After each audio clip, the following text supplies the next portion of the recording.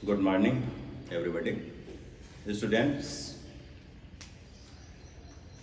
you have read about this chapter of your history book, The Rise of Nationalism in Europe. थोड़ा सा इसको revise करेंगे। हमने आपको बताया था कि 18th सेंचुरी में विशेष करके खास करके यूरोप में पॉलिटिकल सिस्टम चेंज होना शुरू हो गया, पॉलिटिकल पावर का ट्रांसफॉर्मेशन शुरू हो गया। और इस चैप्टर में हम इसी की चर्चा करेंगे और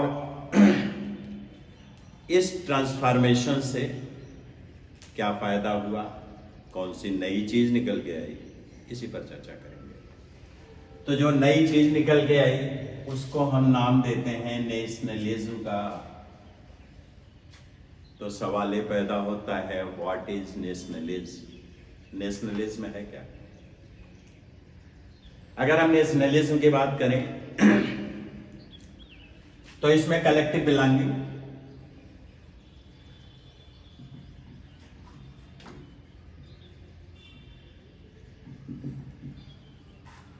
unity and oneness. Collective belonging का मतलब होता है कि कंट्री को के डेवलपमेंट के लिए उस कंट्री में जितने भी सिविलियन हैं, जितने भी लोग हैं, सबकी जिम्मेदारी होती है। यूनिटी का मतलब तो आप समझ ही रहे हैं। वननेस का मतलब कि एक सेंटिमेंट होता है कि हम एक हैं। एग्जाम्पल के लिए, अगर आप अपनी कंट्री से कहीं बाहर हों और आपसे क्वेश्चन पूछा जाए हु आर यू, तो आपका बड़ा सीधा सीधा आंसर होता है I am Indian, I belong to India. वहां ना तो हम अपनी पर्सनल आइडेंटिटी देते, ना रिलीजियस आइडेंटिटी देते, ना सोशल आइडेंटिटी देते। एक हमारी नेशनल आइडेंटिटी है, हम उसी को यूज करते हैं और इसी सेंस को नेशनलिज्म का नाम दिया जाता है। अब सवाल ये पैदा होता है कि नेशनलिज्म पैदा कैसे हुआ? हम तो बहुत पीछे थे दुनिया में।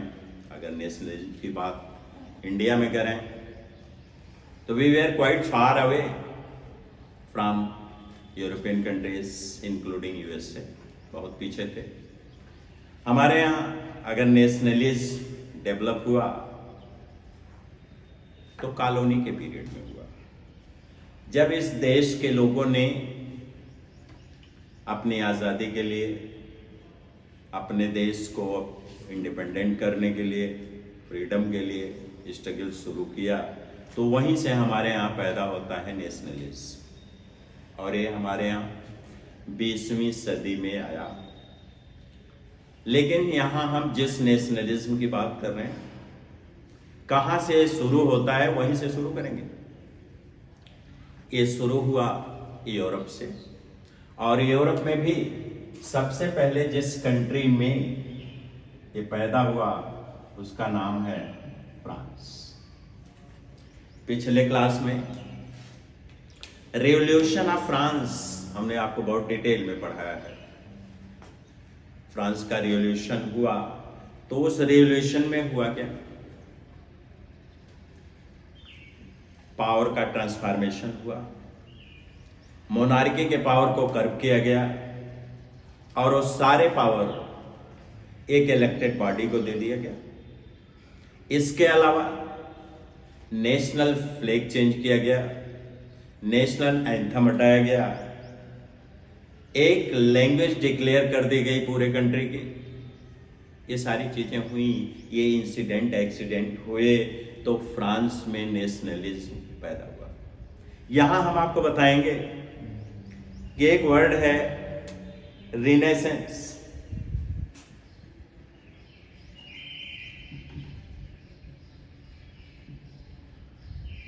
रिनेसेंस। रिनेसेंस का मतलब होता है नींद से जागना। यहाँ हम आपसे प्रॉपर स्लीपिंग की बात नहीं कर रहे हैं, बल्कि उस सोसाइटी की बात करेंगे, उस समाज की बात करेंगे जो पुराने जमाने से लाते हुए पॉलिटिकल रूल और रेगुलेशन को फॉलो करता हुआ चला आ रहा था। फ्रेंच रिवॉल्यूशन में आपने पढ़ा कि एक नया क्लास जिसको मिडिल क्लास का नाम दिया गया, ये मिडिल क्लास पढ़ा लिखा था। इसमें टीचर्स थे, डॉक्टर्स थे, लेक्चरर्स थे, फिलासफर्स थे, बिजनेसमैन थे। ये पढ़ा लिखा क्लास था और इस पढ़े लिखे क्लास ने सिस्टम के खिलाफ आवाज उठाना शुरू कर दिया। एक पावर था डिवाइन राइट, उसके खिलाफ इन लोगों ने शुरू किया। कुछ फिलासफर्स भी पैदा हुए, रूसो, जॉन लॉक, मॉन्टेस्क्यू, ये फिलासफर्स आए।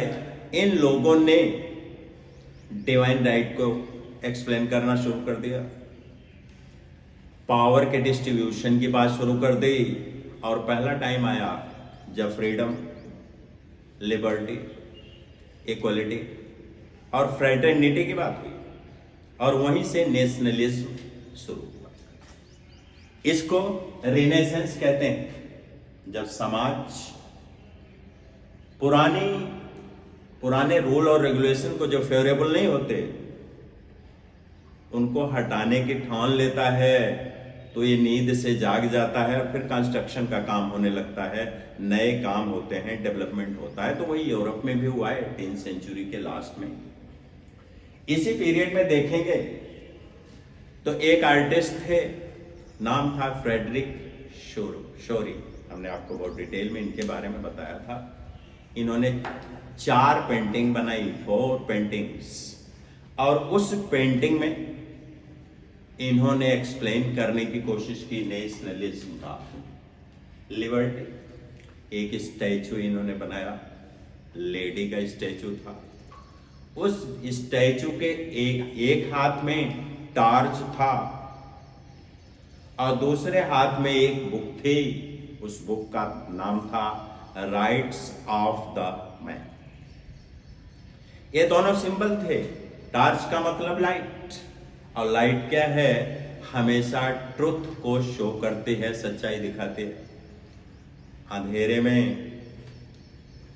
आप किसी ऑब्जेक्ट को कुछ और समझ सकते हैं, सांप रस्सी को सांप समझ सकते हैं, सांप को रस्सी समझ सकते हैं, लेकिन जब लाइट होगी तो रस्सी क्लियर होगी और स्नेक क्लियर होगा। तो टॉर्च दिखाया दुनिया को, अंधेरे से लाइट में लाने की कोशिश थी। एक पैगाम था, एक संदेश, एक मैसेज दिया गया यूरोप के लोगों को कि अब तक अंधेरा था, डार्क पीरियड था, अब उस डार्क पीरियड से बाहर निकलने की जरूरत है। और दूसरे हाथ में एक बुक जिसका नाम हमने आपको बताया कि राइट्स ऑफ द मैन। पिछले क्लास में आपने पढ़ा था कि एक फिलासफर थे रूसो, उन्होंने लिखा था कि man born free but he is seen everywhere in chain. इंसान फ्री पैदा होता है, लेकिन जब हम देखते हैं तो चारों तरफ वो जंजीरों से जकड़ा हुआ है। ये जंजीर क्या है? ये रूल्स और रेगुलेशंस के बंधन हैं, नियम कानून के बंधन हैं। जैसा कि हमने आपको फ्रेंच रिवॉल्यूशन में बताया था कि फ्रांस की सोसाइटी 3 पार्ट में क्लासिफाई थी, first state, second state and third state.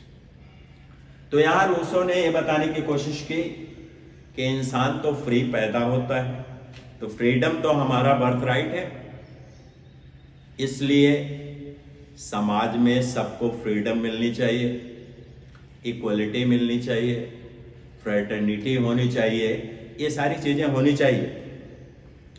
तो फ्रेडरिक शोरी ने इन सिंबल्स के जरिए नेशनलिज्म को डेवलप करने की कोशिश की। हमने आपको बताया कि एक स्टैचू की पेंटिंग इन्होंने की, उस स्टैचू के एक हाथ में टॉर्च, दूसरे हाथ में बुक, और इसके बाद लोगों का प्रोसेसन, जुलूस अपनी कंट्री के फ्लैग के साथ लिबर्टी की तरफ बढ़ता हुआ इन्होंने दिखाया। बहुत सारी कंट्रीज के लोग अपने फ्लैग के साथ, अपनी जनता के साथ इस लिबर्टी को ट्रिब्यूट देने के लिए जा रहे हैं। उसमें पेंटिंग आप देखेंगे, आपके बुक के फर्स्ट पेज पे वो पेंटिंग मिलेगी। इसके अलावा आप देखेंगे कि ऊपर एंजल्स, जीसस इस सीन को बड़े गौर से देख रहे हैं। तो इस पोर्ट्रेट के थ्रू फ्रेडरिक शोरी ने एक नई आइडिया, वो आइडिया है डेमोक्रेसी की, वो आइडिया थी नेशनलिज्म की, वो आइडिया थी यूनिटी की, जिसको शो करने की कोशिश की। यहां हम फ्रांस के जिक्र एक बार फिर करेंगे, इसलिए कि फ्रांस वो पहला देश है जिसने पूरे यूरोप को 19वीं सेंचुरी में एक नई आइडिया दी। और वो आइडिया क्या थी? वो आइडिया फ्रीडम की थी, लिबर्टी की थी, वो आइडिया इक्वलिटी की थी, वो आइडिया फ्रेटर्निटी की थी, और वो आइडिया थी नेशनलिज्म की। इसमें आप देखेंगे कि इस पीरियड में जो आइडियोलॉजी फ्रांस से निकली, ये दुनिया में बड़ी तेजी से फैली। इसलिए अगर नेशनलिज्म की हम बात करें तो फ्रांस सेंटर में आता है। और उस पीरियड में फ्रांस के लीडर मेटरनिक ने कहा था कि व्हेन फ्रांस स्नीचेस,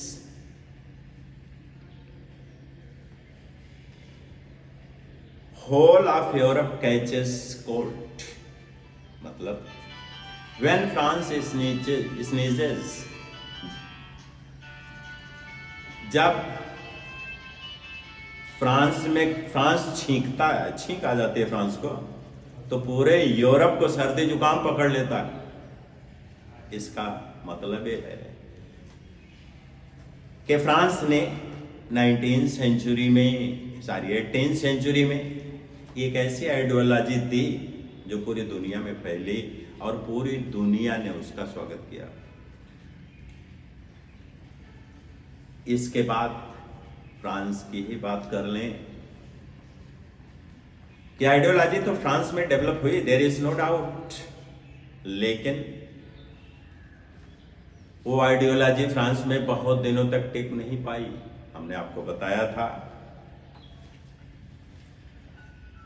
कि 1804 में